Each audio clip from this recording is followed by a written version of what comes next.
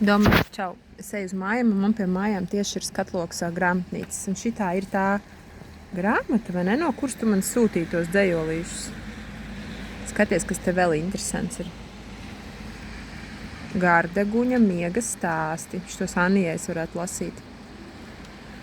Kas te vēl ir interesants? Sivēns Rožē un dižs kvieciens. Wow! Vēl pa ziemu. Tu šogad esi šļūcis pa kalniņu vispār? Šī varētu būt smieklīga grāmata, tikai never vaļā. Bērndārzā, kur es tagad strādāju, mēs visu laiku ar bērniem tādu grāmatu lasām, kurā izmuka no zooloģiskā dārza visi dzīvnieki, un tad viņi jāmeklē. Šī varētu būt Evijai interesanti tagad, par cik viņa ir Taizemē, un viņa satika ziloņus.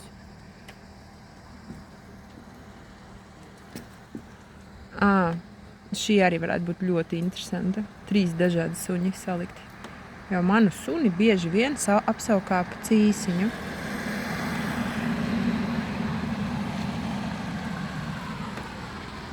Un te jau lejā meitenēm, Anijai, laiks svinēt. Kas te vēl ir noticis tāds interesants?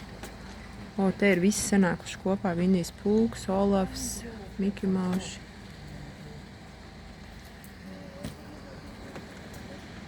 Šie arī noteikti interesanti. Ieskaties mežā.